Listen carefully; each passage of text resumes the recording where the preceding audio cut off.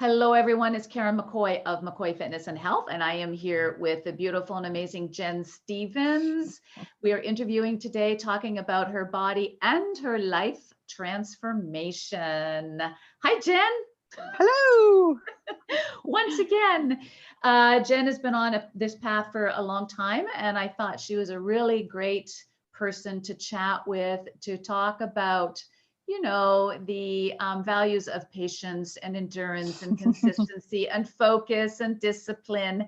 And then a little bit about how she went from, I've known Jenn for about 10 years, where she went from where she was to where she is now. It truly is, as a coach, it's truly amazing to watch. And I'm really blessed to have been along this journey with her. Thank you, Jenn. Thank you. And she's on the mastery program, of course, and graduated out and is now an alumni of that program. So we'll touch on that. But Jenn, hey, how are you? I am well. I am well. Yes, in all of these times, I am well. Good. So let's go way back 10 years when you and I first met and you were looking to change your body, maybe change your life, but it was more about, if I dare say, most women come into a program and coaching for weight loss. So how was it for you?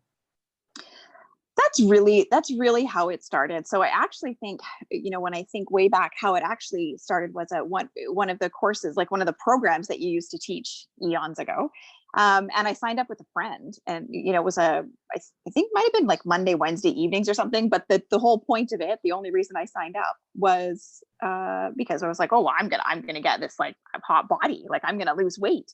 And being all things naive at the time, it was I think it might have been 10 weeks. I can't remember. But in my head, I was like, oh yeah, well, this is totally reasonable. In 10 weeks, it'll be great. I'll lose all this weight. And, anyways. So that was the goal. And I think it stayed the goal for quite some time initially. Mm-hmm. So what do you mind me asking what your weight was approximately back then? Do you know? Well, it's hard, I think I probably stopped weighing myself at some point, but it would have been around the kind of 240, 250 mark. I'm guessing. Like size, clothing size probably is a bit easier sometimes, I would say. So like size 18, probably size 20, depending on the day. Yeah. Okay. So I think I remember penning you in at about 250, I think was what we had agreed back then. I can't remember the body fat, but it was definitely mid 40s, I think. I think so. Yeah. I mean, kind of also judging by like the midsection, like the extra layer of roll, I would say that's probably where it is. Yeah. So what happened in those 10 weeks? Were you sad that you didn't lose the weight, or how did you then go from, I kind of liken it to one-dimensional and three-dimensional. One-dimensional is, let's go to YouTube and get a video, let's get a workout, or let's get a diet plan. And a lot of women are stuck in the one-dimensional aspect of it.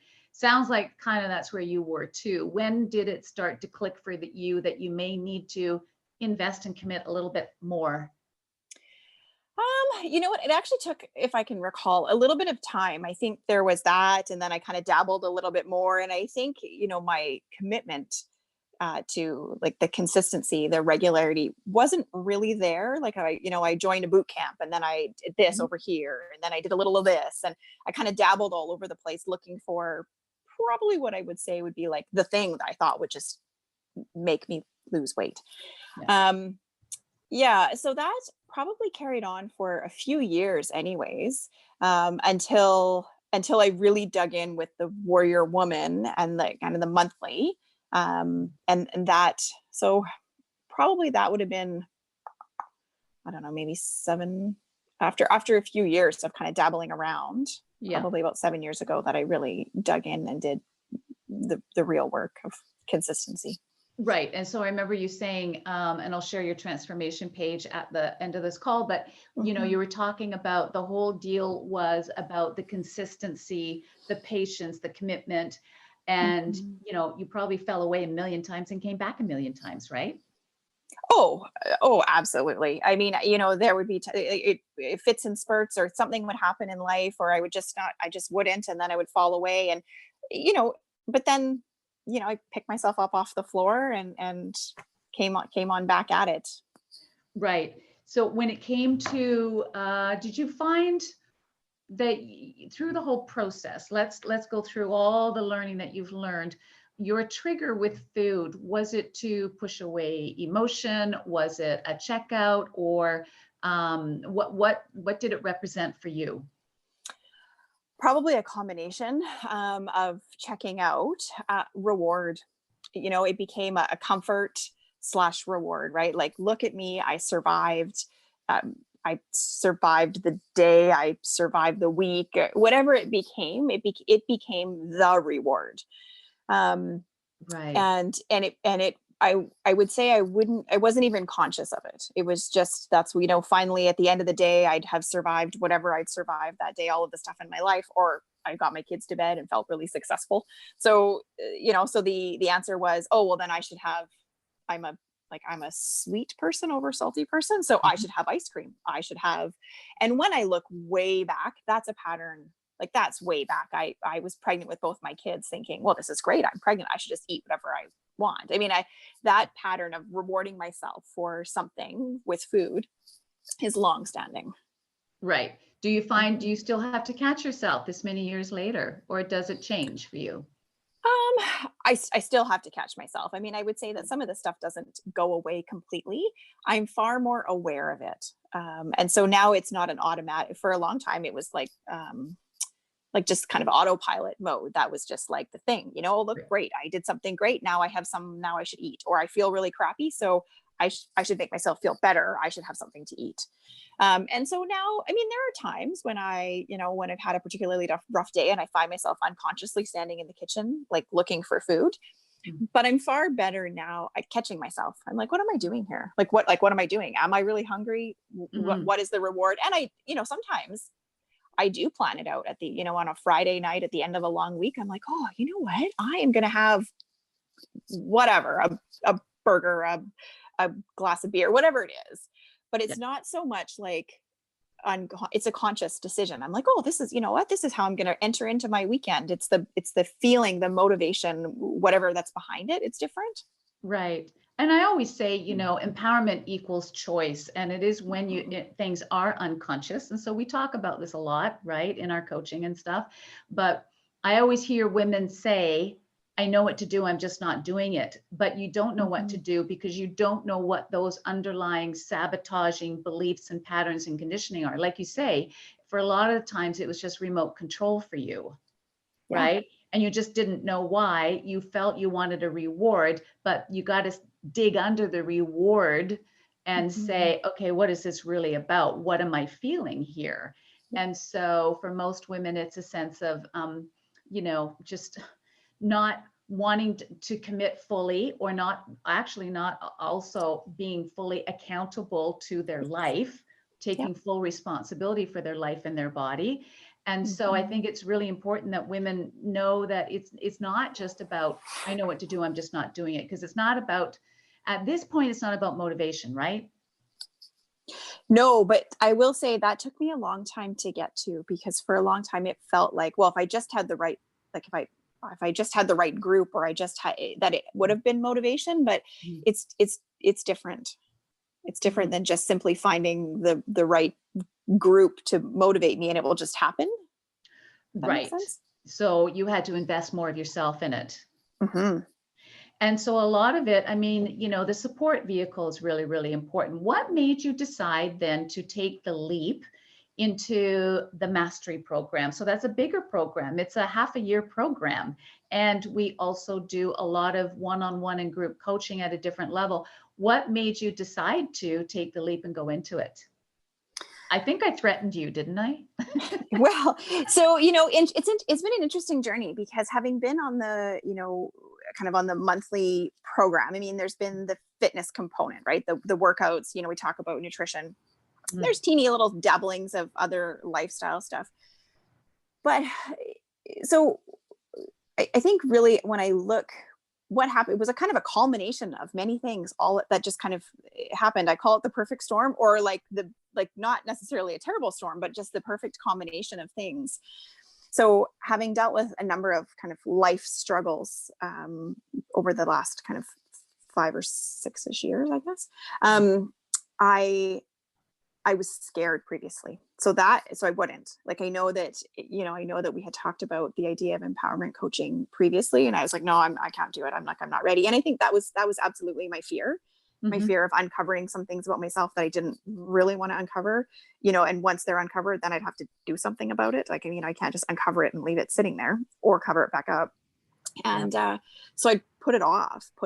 And then this time around, I mean, again, I had another kind of life event that had happened, and I felt very much like things had just happened to me, and it was like, that's a really uncomfortable place to be that things are just happening to me, and not understanding why it's happened, like the big why, like, why is this happening to me, and all of that kind of stuff. And so I think the decision really this time around, and kind of really digging in, was me wanting to kind of take back the control of it. And the why is this happening to me is a very powerless position to kind of just be like this. Oh, I don't know what's happening. It's just all happening at me. Mhm. And so that was really the biggest shift. Was it was time for me. It just felt time to figure out what is going on. Where am I at? Like, who am I? What am I doing here? Like, all of Yeah. those kind of big questions, but taking ownership of that and taking kind of control of that. So it was just kind of like a circling of the drain, right? Where a lot of Mm-hmm. us get caught circling and circling and thinking it's just going to Mm-hmm. work itself out. But don't you Mm-hmm. find as you get older that life doesn't get easier? It actually gets more challenging sometimes. And Absolutely. I always thought life would get easier as you get older, but it doesn't. But the other thing is, what I say to women is, your habits, your body, it takes longer to change as you get older too. So, jump in now. But I like what you say about, you needed to be ready to take ownership of your body and your life. Yes. And you just got to a point where enough is enough, and you wanted to grow into your life. I remember, what you were being challenged with, and your personal and your work life and all that stuff. And you wanted to make change and take that forward into the next phase, right? Mm-hmm. Absolutely. And, it's so interesting looking in retrospect, because for so long I thought I did. I mean, I thought it's like, I don't know, things come in waves or thunks or different levels, however you want to look at it. But for so long, I thought I did. I thought I really like was, and maybe I was at the time, I really kind of had a handle on it or something. And then something else came at me. And then I was like, wait a second, I don't know what's happening. I don't have a handle on this. I don't know. And I think it wasn't for lack necessarily of knowledge about myself in a lot of ways. I mean, I've done oodles of counseling, so Mhm. I feel like I could talk circles around, the stuff that has gone on, but couldn't really make sense of myself. Like, I mean, Mhm. I can process it, and then I keep thinking, well, I have all these issues. Maybe I need to return to counseling and like work through them again. And I think moving through this program has changed all of that. I'm like, I don't know. I need to go back to counseling. Like, it's just changed my perspective on it, such that I don't need to reprocess it 40,000 more Right. times. Right. And what I like to say is, the power of therapy and counseling is very important, but Mm-hmm. it usually is based on the past and the present. Whereas empowerment coaching then allows you to see where you're at now, and how do we lift you up? How do we Mm-hmm. move you into a different perspective, and changing your beliefs and patterns and conditioning, but also, like you say, recognizing them, right? Because I Mm-hmm. always say the body and the food, they're not the problem, they're the symptom. And Mm-hmm. the problem, I don't like to use that word, but the deeper truths are, it has to be an inside out approach. Yes. And as long as we're always out there looking for the next diet plan, looking for the next perfect workout, we're really not doing this work in here. And this is the soil. This is the inner landscape where everything comes from, right? And I think Mm-hmm. that for you, I recall talking to you, that for you, I think, was one of the key turning points for you, was when you thought you got all this woo-woo stuff, the mindset, the vibration, our frequencies, where we're sitting. And we thought we had, Mm-hmm. the difference between whether we're looking at something from the lens of shame or guilt or anger or whatever. Mhm. And you were like, yeah, I got that. And I'm like, yeah, I know you do, but I think you should join the mastery program. And you did. And you had, I recall, a few aha moments. And I remember and I still got the paperwork because I keep files on everybody, Mhm. that one moment where I'm looking at where you were before and then where you were moving into, and we did the values list. I remember Mhm. saying to you, there's an incongruency here. I'm not understanding. And you went, oh my God, it's because what I was living before was not in line with my values. And these are Yes. my values. And you went, wow. And everything that you were doing in this new phase of your life was nurturing those values. And I remember going, wow, lucky her. Yeah, honestly, that there was a couple of aha moments and a couple of like really big, but that one was really big because what it allowed me to realize is, I kept thinking I had all these issues with, grief and loss, and maybe I need to process the grief and loss, and like, why do I, like, what is it going on here? And I think finally realizing that kind of before chapter served a really good purpose, but Mhm. it wasn't authentic to my values. And Right. so, and that's part of, I think, as I live currently, I mean, even, living congruently with values, it's a bit scary, right? Because it's still not the same as how I was living before. So there's a kind of it's a little bit scary, and it's a little bit nervous. There's a little nervousness there, I think, sometimes, but then yet again, so freeing. It's freeing, and you have to be more vulnerable and you have to risk a bit Hmm. more, right? Yeah. But that is also where the depth comes in. And I think Hmm. at this point in our life, if we're not willing to go into that point, like if not now, when? Right? And then we Absolutely. turn around, and I think that we find that we're kinder to our body. And this is where I start seeing women honoring their body and wanting to nurture and nourish it with Mhm. movement, with good food. And if you do fall off and eat some lousy food, you don't stay there, and it's not a way to hurt yourself anymore. It's just a slip. And then you're like, okay, I'm coming back. I come back. And I think that is where I say there's a difference between gym goers and lifestyle athletes, right?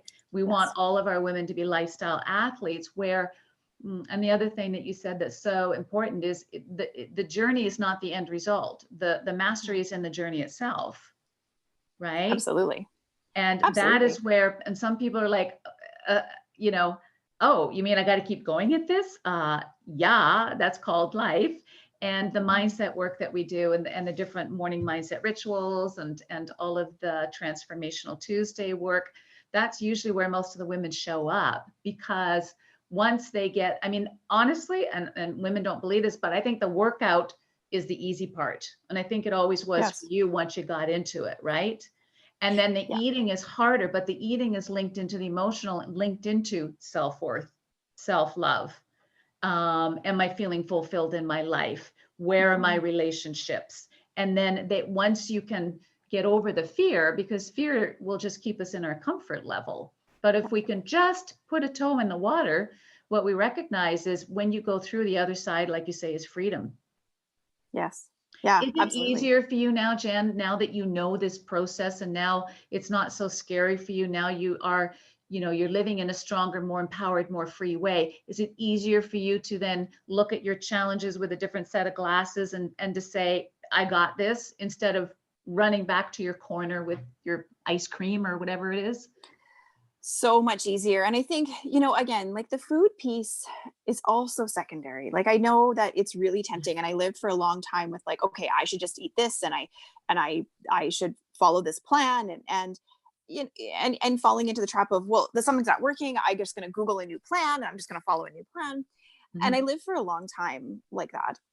But I think, so the food piece has become easier, but what's also become easier is my relationships in life. Like as I've kind of gained this new set of glasses or different perspective or whatever it is, it's lent itself to far less conflict, Mhm. far less of the kind of blame or any of that, or the trying to kind of fix situations around me. I mean, it certainly doesn't mean I'm passive by any stretch of the imagination, but what it means is I'm looking this way. Like I'm looking at myself, I'm looking inwards. I'm saying to myself, gosh, that's an interesting thing. Like, why is it that when they left their spoon on the edge of the sink, why does that irritate me? As opposed to kind of the old way, which is then spazzing out at someone because they left their spoon on the edge of the sink and then feeling crappy and then eating and creating this whole kind of spiral cycle Right. it's looking the whole wrong direction. It's not fixing anything. And so for me, it's been so just so freeing and so enlightening to realize, I'm irritated about that. Like, what's that? That's a strange feeling. Like, why am I bugged about that? Like the other day I started to cry and I'm like, that's weird. Like what, like, I don't even know why I'm crying. Like what happened?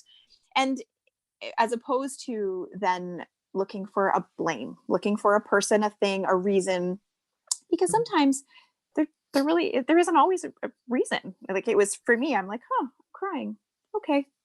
And then I cry and carry on. Or, that spoon on the sink really irritated me. And then moving on. Like it doesn't get the reaction out of me in the same way. And so there's far more peace within my daily, I mean, there are things that, like, I'm not superhuman. There are things that irritate me, and, and I'm only human. And sometimes there are moments where I'm like, but it's just completely, there's a far greater sense of peace behind it. It's freeing to own your stuff, right? Yeah. And I thought I owned it before. I mean, I really thought I owned it before. Yeah, just for the very act of living and being mothers and wives and all that stuff, we think that we're owning a lot of it, but really the ownership is in the deeper aspects of us. And a lot of women are still divorced from that part of themselves. And like you say, for many years, you went outside yourself to try to fix you with another diet or another workout or another boot camp or something like that. And isn't it just about staying still? And I always say going deeper, not wider. Yes. Right? Yes. Totally. But the depth scares some people. But there's nothing to be scared except living in fear all the time. Fear of food, fear of your weight, fear of not wanting to buy new clothes because you haven't lost the weight yet, or fear of aging is another big one, right? How old are you now? 40. What is this? 40. I'm 40. I forget. I should have asked you before if it was okay to ask that, but I figured it would be okay. Yeah, I know. You're kind of an open book. So I think you've lost about 70 pounds then. Is that right? Yeah. I mean, I think about that. Although it tends to vary because then like it's interesting. And maybe I try not to, okay. So full disclosure, I don't weigh myself a ton because I'm not really too attached to it. So I really tend to gauge myself by clothing sizes, which is initially when you asked how much I weighed then. So, I mean, now I feel fairly comfortable in a size 6, size 8. Like I feel pretty comfortable. And so that's how I gauge myself as opposed to the weight piece of it, because I don't know. Sometimes I think I don't know. It's a very healthy way to go. I mean, and that's and definitely. So you went from size 20 down to size 6 down to size 8, somewhere in there. Yeah. Your relationship with food. How's your relationship with food? It's good. I mean, and I've told people this, I love food. Yeah. Like this is not like I love all food. I love lots of different kinds of food. I love making food, eating out. I love all kinds of food. And so I happily eat, but then sometimes I'm like, not really. Like it's a far more kind of natural ebb and flow in relationship. And there's a lot less mindless eating. I would say it's a lot less comfort eating. And I think similar to the relationship with my body, I don't worry about it. I don't think about it. There's not this cycle where I'm like, ooh, I ate pizza for dinner tonight. I better get to the gym and run fast. Like and same thing as the gym. I'm like, so I didn't go to the gym. What day is it today? Friday. I didn't go to the gym Wednesday, and I actually didn't go yesterday. And, in olden days, I would have been like, oh my goodness, this is terrible. I've missed 2 days. But I didn't feel it. I had a really solid workout on Tuesday, and my chest and my shoulders were really bothering me, and I was feeling really sore. And so, and I've carried on, it's not like I've restricted my food as a result. Right. And I'll probably go this afternoon and. Yeah. And I think that's the beauty of what we do, because we're supposed to get to a place as lifestyle athletes with remote control, meaning we don't always think about it and we don't do the guilt cardio like you say, oh, I got to go and make up and do guilt cardio. You're not constantly hyper vigilant with your food. And if I miss, there's that perfectionist that's yelling at you, or it's all or nothing, or, oh man, I really chinsed out this week. I might as well just eat myself for the rest of the week or whatever.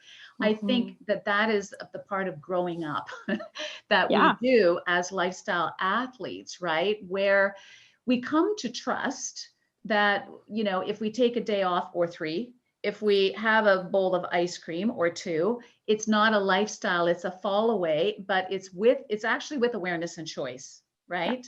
And then we draw it back, and you've been doing this for long enough that you don't freak out about it anymore. And you're not out there searching and doing, you know, all the Google searches and whatnot. So your focus is linear and it's going in a path. And so I love that, because we call that the ebb and flow, where you fall away, but you come back. You fall away, you come back, because we're supposed to have birthday parties, go away for long weekends, because that's part of life. And when I see women so fearful around holidays or this or that or the other thing, or beating themselves up because of a long weekend, it's not how we're supposed to live. And what I love is that you have gone through all of those bumps and jabs in the road to a place where you now own it. You own your own recipe. You're owning your training, you're owning your food, and you don't freak out about it. And you're objective with yourself. And I think that's the piece that's really important for a lot of women. And it means just staying still and doing the work. And I also say it's about raising your standards. How do you want to look? How do you want to feel? How do you want to live? How do you want to think? What do you want to bring forward? And then the habits and the structure is underneath that to support it, right? And that's what you have. Yeah, absolutely. And I would say that, are there days when I'm like, like maybe I'd like my thighs to be thinner.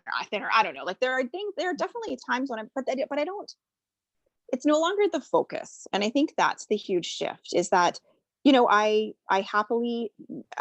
happy with the way my body moves. I feel strong. I feel energetic. There are so many parts to it, and I'm happy with me and how I move and how I move about the world. And I think that's the difference, is that, there are things occasionally I'm like, oh, I really wish that I could lift more with my shoulders, or, I wouldn't mind having different biceps. Like there are things like, but they don't, it's not so much the kind of the guilt and the pressure where I'm like, oh, I really need to lose 20 pounds, or, oh, look at that. Like it doesn't faze me. And you know what, if moving along this road, then I lift more with my shoulders, well, that's great. And if I don't, it doesn't, it's not a make it or break it. There's not an end game. It's not as though if I don't get to, whatever, I don't get to January and I haven't lost 6 pounds, like that's not who I am. Like that's not where I'm at. Right. And so because you found a place of joy and freedom where you just live it every day, and the sweetness of that is what keeps you on the straight and narrow for the most part, right? Because this is your life. You're not defined by certain weight but I mean, you've done amazing work, Jen. You look great. I mean, you always looked great. You always had that energy about you, but now you have how do I say this?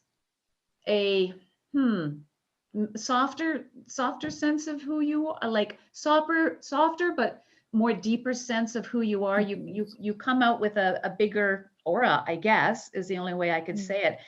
Grounded. That's what I feel in you. Whereas before, you always said the right things, but there was always a little bit of a jittery underneath. And right now there's just not a jittery part to you. You just seem like you're really invested in this life fully. Yes. Right.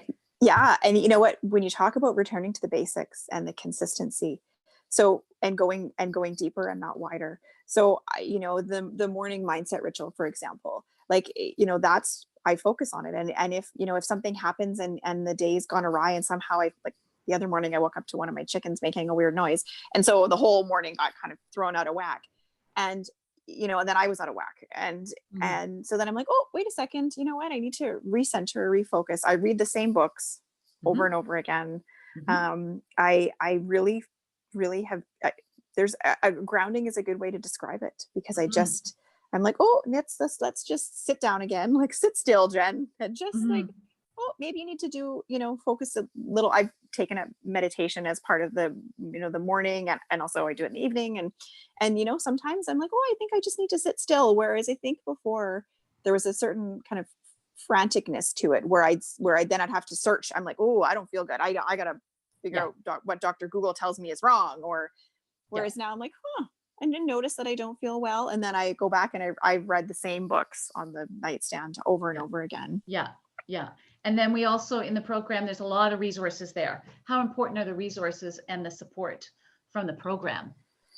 Yeah. So, the resources are super helpful.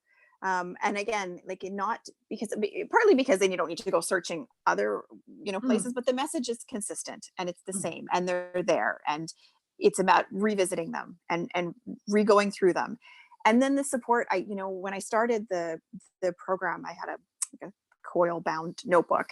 And Mhm. so for every coaching call, every mindset call, every Q&A, I'd put the date, and I wouldn't take frantic notes, but I would take like little bullet points of things that, even if, during the conversation it didn't even come up, it's just something that kind of tweaked for me.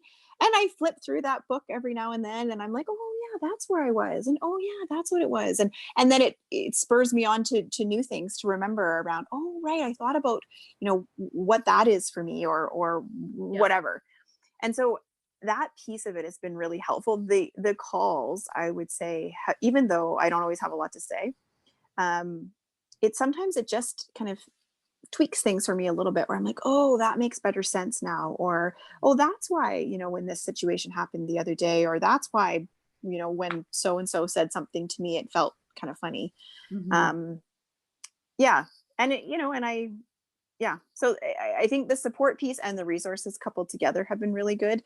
What I would truthfully suggest to anybody is, it is about sitting with yourself. Like, it really is about sitting with yourself. And although there's a temptation to want to find more stuff and order more books, and Yeah. Yes. I would caution people Yes. against going too wide, because it's overwhelming, and then there's not the depth that is really needed.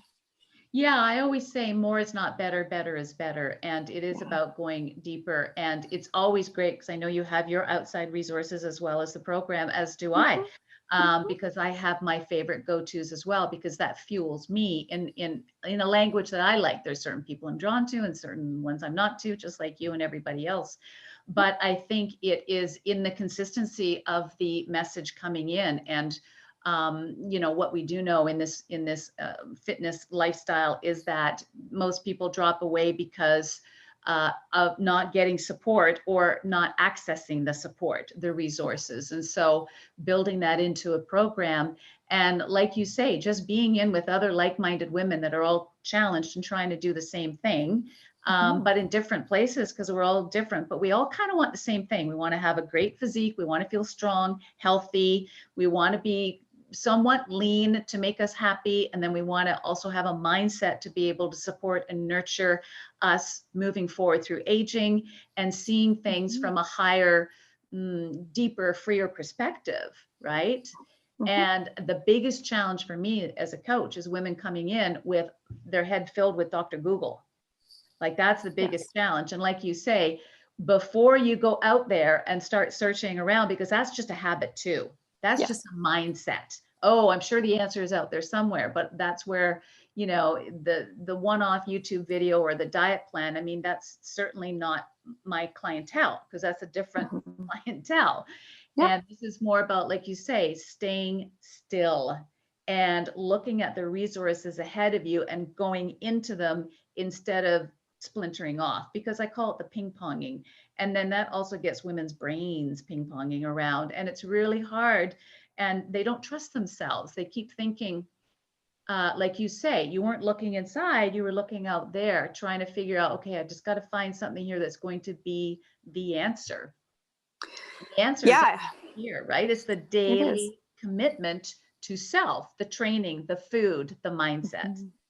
It's Yep. pretty basic, right? It sounds boring, but it's pretty basic, and it leads to all sorts of insights and freedom and peace, like you say.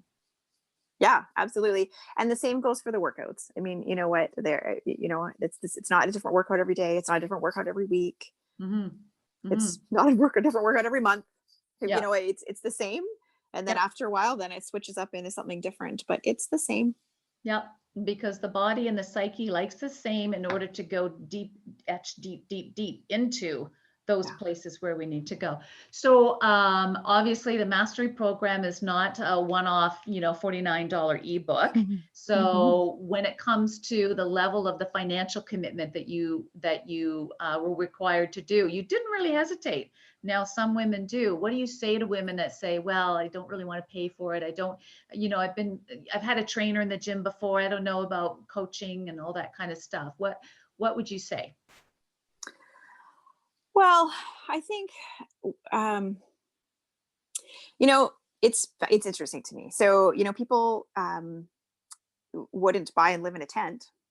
I mean, they look for a house that's got solid structure, and for a lot of people that kind of meets their needs, and is nice or whatever. And that with that follows a price tag. Otherwise you would buy a 49.99 tent at Canadian Tire and just live in it. But we don't. And so when it comes to things like ourselves, the same things apply. I mean, you could buy a 49.99 do it yourself YouTube video or something and follow it, but you're going to get like a tent for a living. Like it's not going to be the same depth. And so the investment, like, it's an investment in self. And I think as women, we tend to think that is somehow, and that goes back to beliefs and all of that we've labeled that as being, selfish or bad in some way, that we shouldn't spend money on ourselves. And I think the reality is, if not now, when?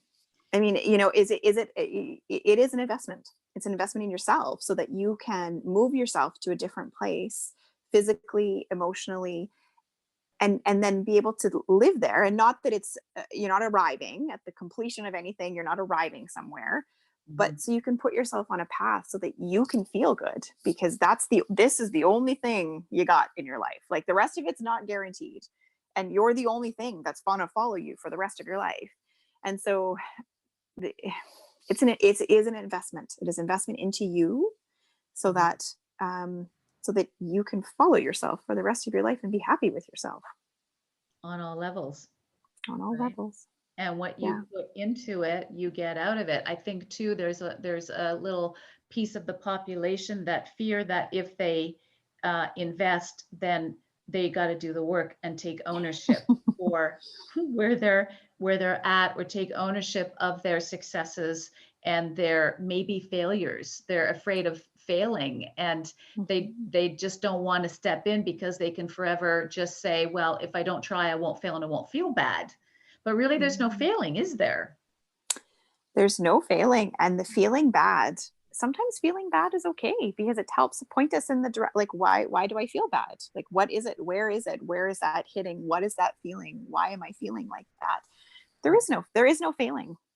There is Yeah, no failing. we call it failing forward, right? Hmm. Yeah. And the only failure is in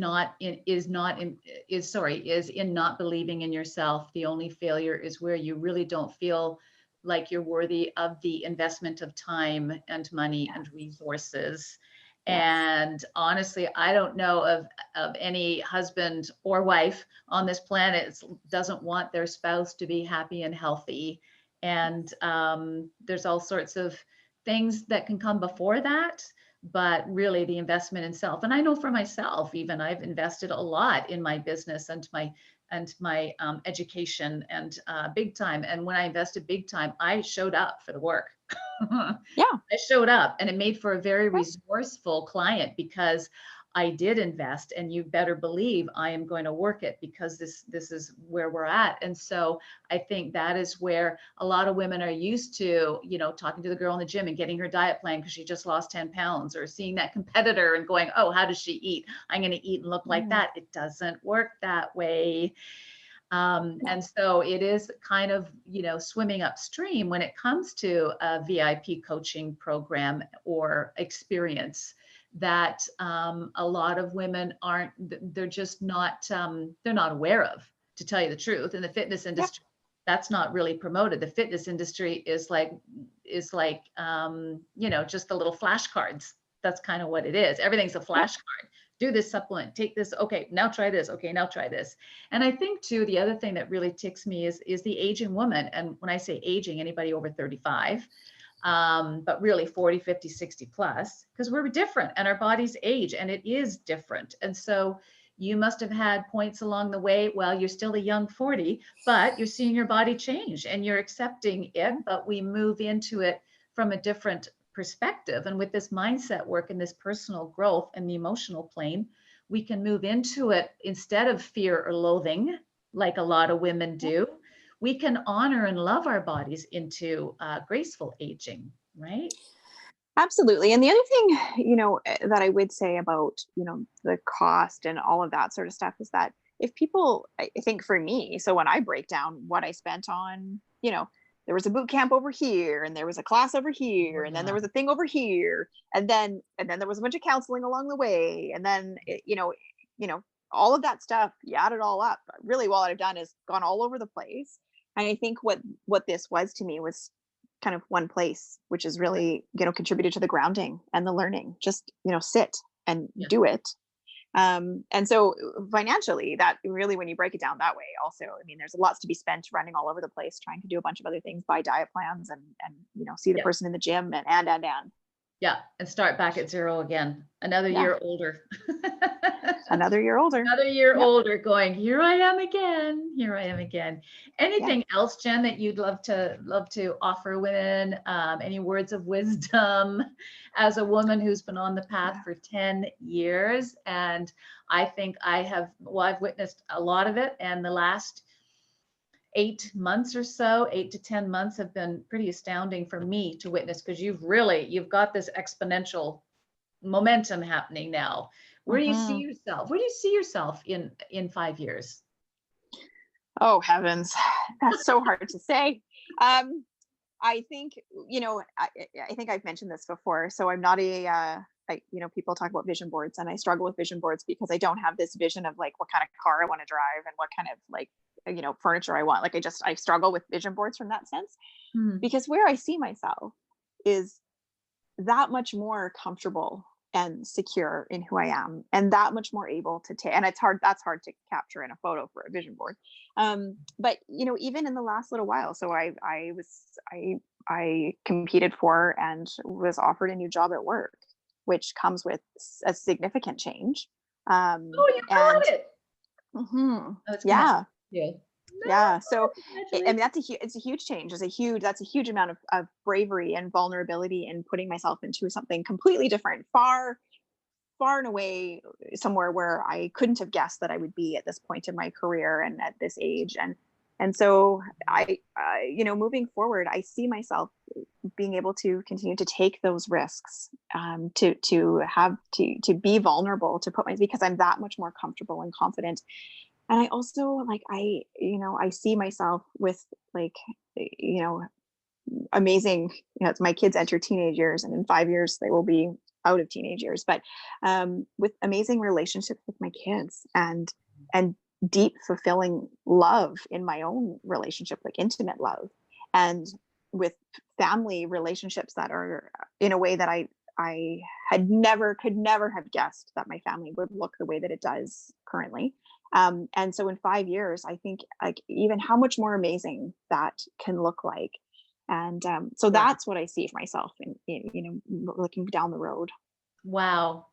You've done the work, Jen, on all levels. I'm just so happy and proud to have you in my life, honestly.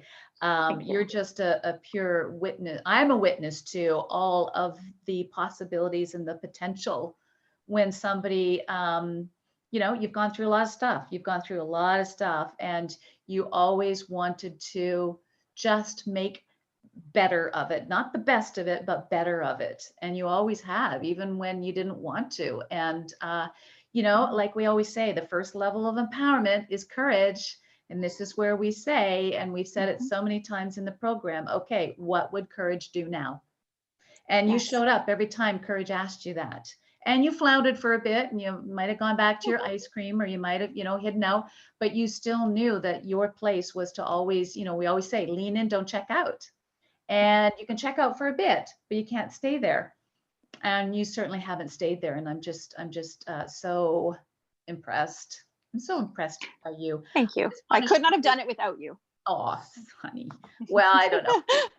I'm just glad I was there to be the catalyst. I just want to show, this is on the warriorwomanfitness.com. If you guys go there and go under transformations, you will see Jenn's full story. There's a couple women in here who are near and dear to my heart. And there's Jenn there. She's the fourth one down. And a little bit about her story. There she is, beautiful Jenn. Just amazing for everybody to see. And am I unshared? Have I unshared? Okay.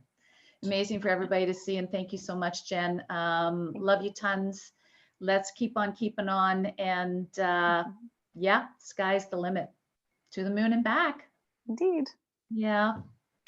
Much love, everyone. Thank you so much for listening to Jenn's story. And we will see you on the next interview. All right. Ciao.